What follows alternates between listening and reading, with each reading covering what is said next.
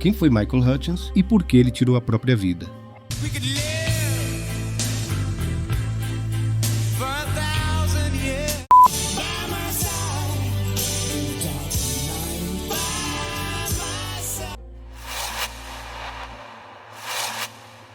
Michael Hutchence era aquele tipo de cara que você olhava no palco e simplesmente não conseguia desviar o olhar. Vocalista do INXS, ele era puro magnetismo, visual marcante, voz intensa, dançava com alma e tinha um carisma de estrela de cinema.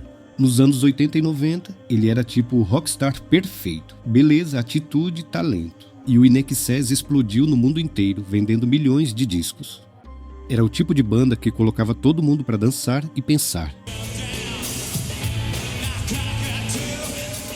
Michael cresceu meio nômade. Nasceu em Sydney, mas morou em lugares como Hong Kong e Los Angeles. Isso moldou uma mente criativa, aberta, mas também meio solitária. Ele sempre foi introspectivo, sensível, e isso aparece nas letras dele.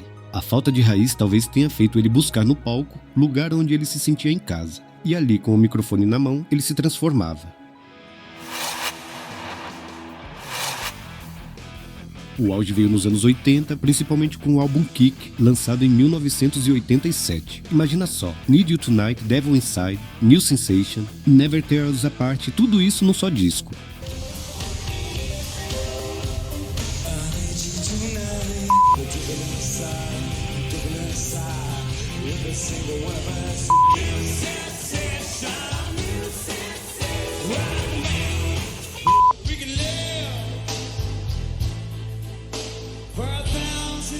O INXS virou referência mundial. Shows lotados, clipes bombando na MTV e o Michael, uma mistura de Mick Jagger com Jim Morrison versão moderna. O Kick vendeu mais de 20 milhões de cópias e colocou o INXS no topo do mundo. Naquele momento, Michael Hutchence não era só o vocalista de uma banda. Ele era um símbolo de uma geração que queria liberdade, intensidade e estilo. Ele era o rosto e a alma da banda. Foi ali que ele virou imortal. Michael sempre se envolveu com mulheres fortes e famosas. Começou com Kylie Minogue. Ela mesma disse que Michael foi quem a ajudou a se libertar artisticamente. Eles tinham uma conexão profunda, quase artística. Depois veio Helena Christensen, supermodelo dos anos 90. Era uma relação mais calma, mas igualmente intensa. Tão intensa que olha só o que aconteceu. Em 1992, Michael estava em Copenhague, na Dinamarca, e se envolveu numa discussão com um taxista. O incidente ocorreu porque os dois andavam de bicicleta na rua e o motorista de táxi queria ultrapassar. Michael, que aparentemente tinha tomado umas, não deixou e a briga começou. Durante a confusão, ele caiu e bateu a cabeça com força contra o meio-fio. O resultado? Perdeu o olfato e o paladar. Algo que para alguns parece pequeno, mas para alguém sensível como ele, foi devastador.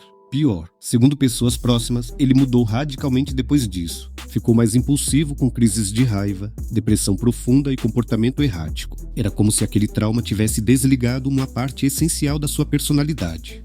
Em 1994, ele começou um relacionamento com Paula Yates, uma apresentadora de TV britânica, que na época largou o marido, o cantor e compositor inglês Bob Geldof, com quem teve 3 filhas. Esse foi o relacionamento mais conturbado da vida de Michael.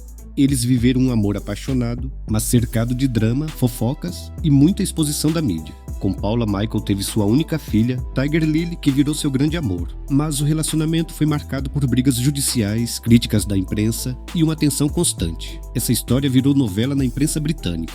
Paula deixou Geldof para viver com Michael, o que gerou uma guerra pública. Bob Geldof, influente e protetor das filhas, começou uma batalha judicial pela guarda das crianças e Michael entrou no meio. Paula e Michael eram perseguidos por paparazzi dia e noite. Ele só queria construir uma família com sua mulher e sua filha, mas a burocracia, a mídia e os conflitos viraram um inferno psicológico. A pressão foi tanta que ele começou a se isolar e já estava cansado de não poder viver sua vida em paz. Essa relação afetou demais o estado emocional dele nos últimos anos.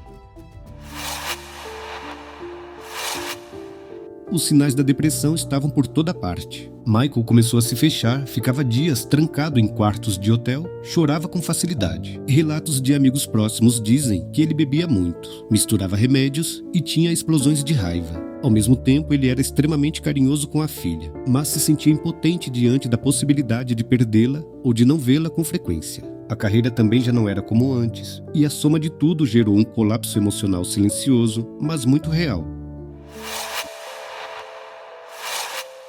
Na manhã de 22 de novembro de 1997, Michael estava hospedado no quarto 524 do Hotel Ritz-Carlton, em Sydney, Austrália. Um lugar elegante, mas que naquele dia se tornaria cenário de uma tragédia. Ele tinha apenas 37 anos. A versão oficial divulgada pela polícia foi que ele tirou a própria vida por enforcamento. Mas desde o começo surgiram teorias. Alguns falaram em um acidente relacionado a práticas sexuais de risco, outros em overdose acidental e até teorias conspiratórias circularam. A verdade exata talvez tenha morrido com ele, mas os detalhes que se conhecem revelam o estado frágil em que ele estava. Naqueles dias, Michael enfrentava uma pressão esmagadora. Havia recebido notícias ruins sobre a disputa judicial de Paula Yates pela guarda das filhas, o que poderia impedir que ele passasse o Natal com sua filha Tiger Lily, a pessoa mais importante da vida dele. Para um cara sensível e já abalado emocionalmente, aquilo foi como um golpe fatal. Naquela manhã fatídica, ele fez uma série de ligações. Falou com a mãe, ligou para o pai, para Paula, para o advogado. As pessoas próximas relataram que ele estava agitado, chorando, alternando momentos de raiva e de desespero. Ele dizia coisas vagas, mas carregadas de sofrimento. Era como se ele estivesse pedindo socorro, mas ninguém entendeu a gravidade a tempo. Poucas horas depois, o hotel ficou em silêncio. Quando alguém entrou no quarto, encontrou Michael sem vida. Era como se aquele homem que tinha incendiado palcos no mundo tivesse se apagado sozinho, cercado apenas por paredes frias e uma solidão insuportável. As ligações que ele fez parecem hoje um pedido de ajuda indireto, mas ninguém naquela manhã percebeu o tamanho da dor que ele estava carregando. E assim, o mundo perdeu um de seus artistas mais intensos, de um jeito abrupto, triste e cheio de perguntas sem respostas. O velório de Michael foi em Sydney, bem íntimo, só para a família, amigos próximos e os integrantes do INXS. Do lado de fora, fãs deixaram flores e mensagens. Após a cerimônia, ele foi enterrado num cemitério da cidade.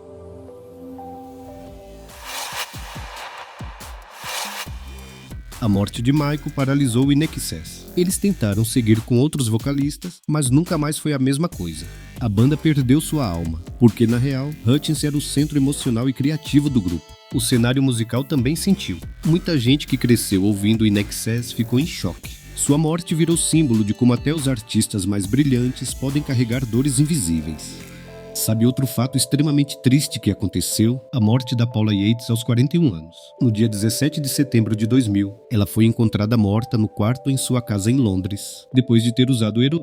Só que ela não era usuária frequente, então o corpo dela não aguentou a dose. A conclusão oficial foi overdose acidental. Na época, ela estava passando por um momento difícil, muita pressão, muita dor depois de perder o Michael e acabou recaindo. Quem encontrou o corpo foi uma amiga próxima da Paula que não conseguia falar com ela e foi até a casa dela para ver o que estava acontecendo. O mais triste é que a filha mais nova, Tiger Lily, estava na casa naquele dia. Para piorar, Paula morreu no dia do aniversário de 10 anos da filha Pixie. Um dia que deveria ser de festa, virou um dos dias mais tristes da vida delas. Após a morte dos pais, Tiger acabou sendo adotada por Bob e foi criada junto com suas irmãs. Hoje, Michael é lembrado com muitas homenagens. Documentários como Mystify Michael Hutchins revelam um lado mais humano, vulnerável e doce dele. Sua filha, Tiger Lily, que cresceu longe dos holofotes, tenta manter viva a memória do pai com dignidade. Musicalmente, ele continua influenciando artistas. Ele partiu cedo, mas seu legado continua vivo, como artista, como poeta e como um dos maiores frontmen da história do rock. A história do Michael Hutchins mostra uma coisa que a gente às vezes esquece. Fama, sucesso e dinheiro não protegem ninguém da dor por dentro.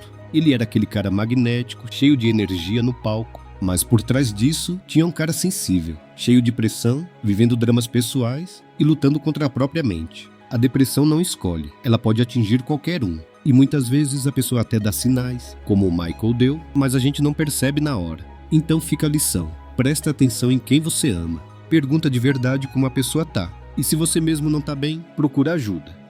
E aí, curtiu esse vídeo? Então já deixa o like aí para fortalecer, se inscreve no canal e compartilha com alguém que também vai gostar de saber dessa história.